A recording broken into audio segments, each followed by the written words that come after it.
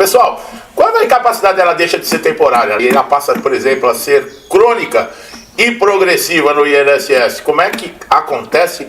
Quais são seus direitos? O que o INSS tem obrigação de fazer? Eu sempre falo aqui, INSS não é para amadores, você precisa ter conhecimento para poder lidar com o INSS, que não é simples, tá? E se você não souber como tudo funciona, a situação fica pior ainda. Quando o segurado ele não recebe, por exemplo, um benefício de incapacidade, geralmente espera-se que com o tempo, esse tratamento adequado, ele se recupere a saúde para retornar ao trabalho, que é o auxílio-doença, que é uma lesão, um acidente temporário. Esse benefício que antes era conhecido como auxílio-doença, né? Mudaram o nome, que coisa importante.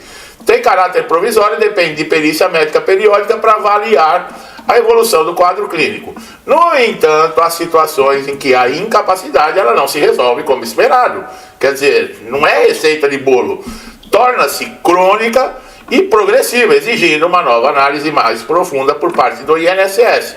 É importante destacar que essa incapacidade, o auxílio-doença, se destina a pessoas que têm limitações de saúde passíveis, né, e melhora em um prazo razoável.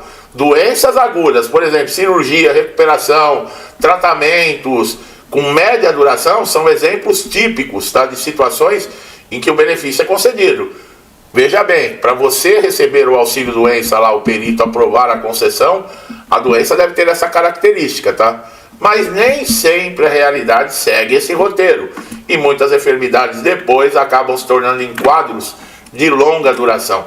E a transformação da incapacidade temporária em crônica ocorre quando a condição de saúde ela persiste sem perspectiva de melhora significativa, mesmo com tratamento médico. Nesse cenário, o segurado passa a ter uma vida aí que pode ser impactada permanentemente, porque a volta ao trabalho se torna cada vez mais inviável.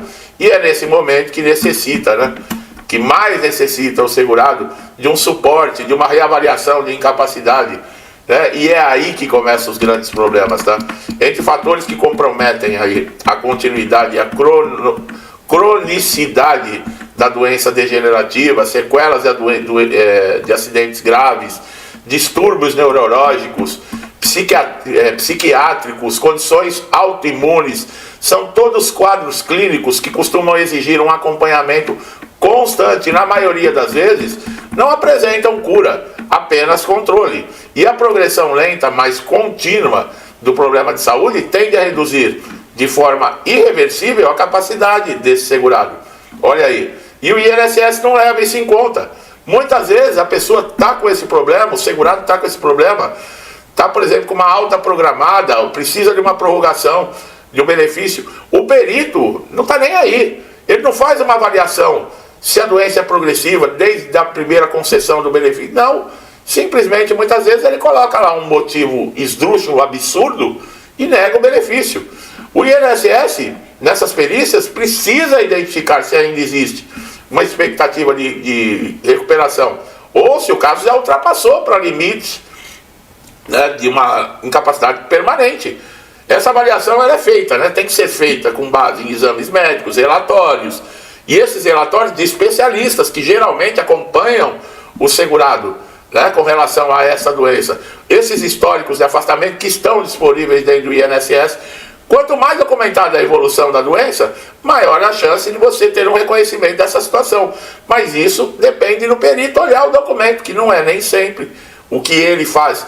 É obrigação, faz parte da ética profissional. Ah, mas o médico é funcionário do INSS, mas ele continua sendo médico. Ele tem que ter ética, ele não fez um juramento? Ele tem que fazer o trabalho dele, e não fazem.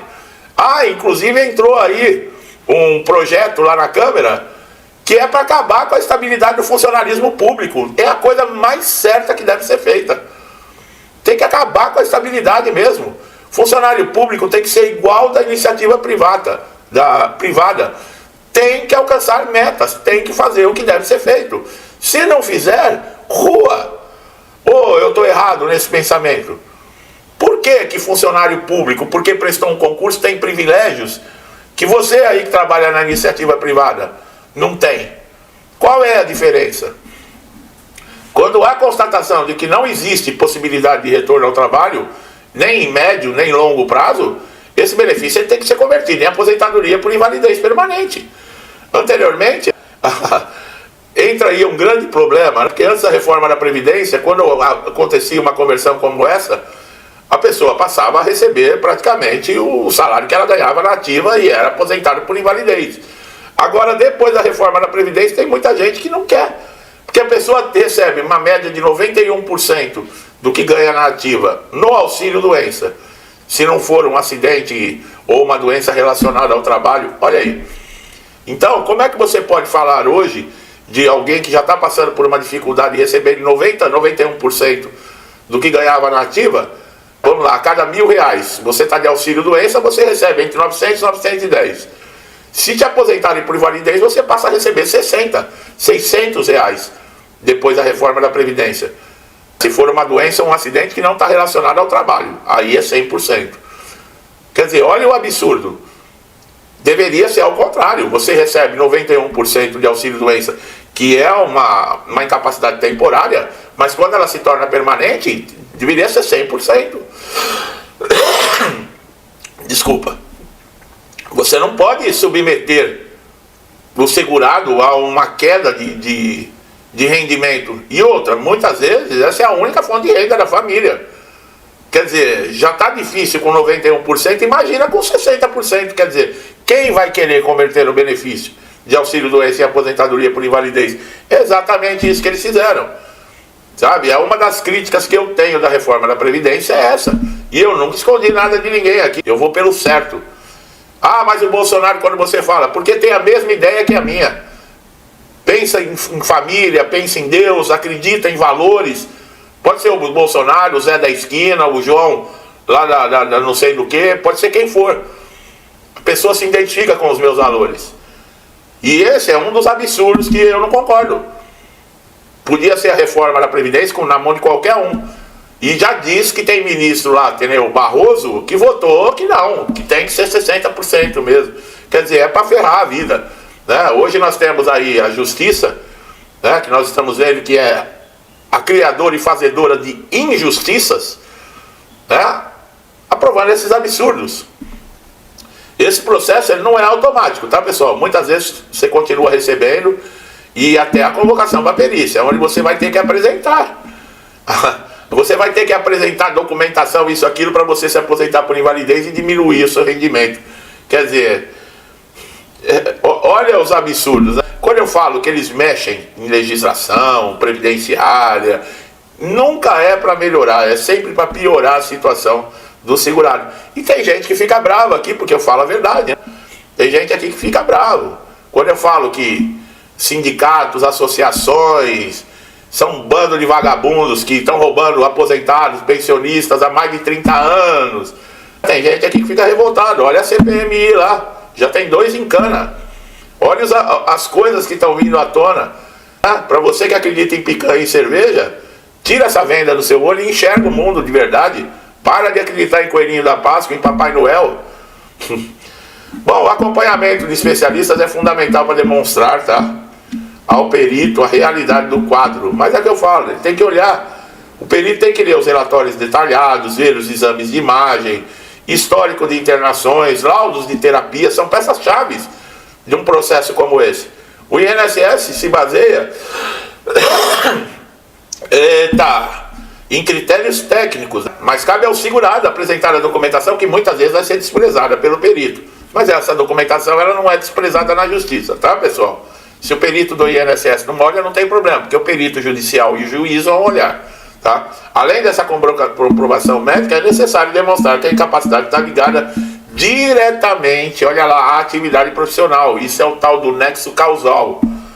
A sua incapacidade tem que estar relacionada à sua profissão. Alguém que sofre uma doença crônica pode até desempenhar outras tarefas básicas, mas isso não significa que esteja apto para exercer a sua função de forma plena e contínua. Isso já dá abertura para uma reabilitação profissional, tá? Então, essa compatibilidade entre a incapacidade e a sua profissão, o seu exercício no trabalho, tem tudo a ver, tá? Outro aspecto deve ser considerado, que a maioria das vezes o INSS não considera: a idade do segurado, o histórico profissional, a escolaridade, tá? Existem muitos casos em que pessoas jovens podem até serem reabilitadas, né? Mas quando a progressividade da doença impede qualquer adaptação, a concessão ela deve ser inevitável, já que, por exemplo, idosos não tem mais condições de você reabilitar. Uma pessoa de 60 anos, você vai querer reabilitar ela para outra função? A pessoa já está cheia de problemas. Isso é uma coisa natural, a idade vai chegando, as pessoas vão aparecendo problemas.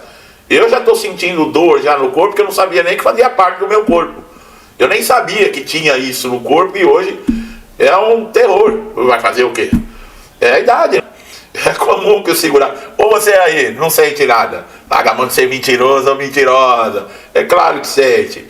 Claro que sente. Filho, não adianta pintar cabelo, querer se vestir de jovenzinha, não, viu? Você continua velha. E o cara continua velho. Não adianta botar uma garotinha de 15, 20 anos debaixo do braço achando que isso te torna mais jovem, não. Ao contrário, te torna uma piada.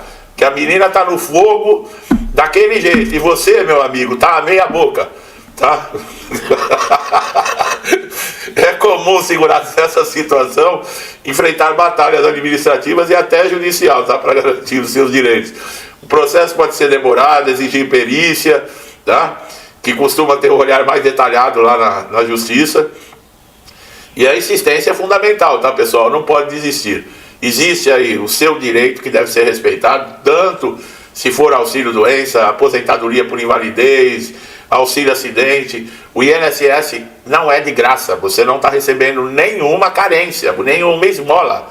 Você só tem direito a esses benefícios porque você paga o INSS.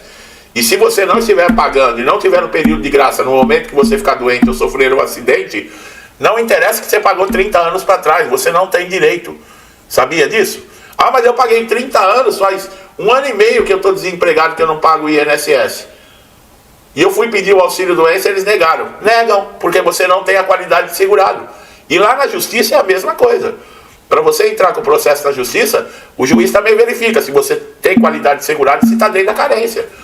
Quer dizer, a carência é exclusa em algumas situações, mas a maioria das vezes ela é exigida, que é as 12 contribuições. Quer dizer, olha como você tem que ter conhecimento do INSS. Tá bom? Então, meu amigo e minha amiga, né? Você coroão aí, de meu tipo, meter uma menininha debaixo do braço de 20 anos de idade, 20 e poucos anos de idade, não te faz voltar no tempo não, viu? Ao contrário, destaca você assim, ó. Põe uma placa bem grande na tua testa. Meu amigo e amiga que está chegando a primeira vez aqui no canal, tem que ser um pouco de diversão também, pessoal. Nada de ficar lá. Já não chega a nossa vida, tem que ficar observando, olhando e vendo tanta imundície, tanta podridão, corrupção, safadeza, canalice, que é o que não falta nesse país, desses políticos, desses governantes, e a gente ainda tem que chegar aqui e ter que... Mas é isso aí, gostou do canal? Não deixe de se inscrever, ative o sininho de notificação para você estar sempre atualizado, tá? E você que está sempre me acompanhando, me incentivando, interagindo com o canal, que Deus abençoe sempre a casa de vocês, a vida e a família, tá, pessoal? Que é o que nós temos de principal na nossa vida, tá? Que Deus sempre dê força, dê tudo de bom. É o que eu peço nas minhas orações, para mim, para toda a minha família, e desejo em dobro a todos vocês. Deixa um forte abraço e até os próximos vídeos.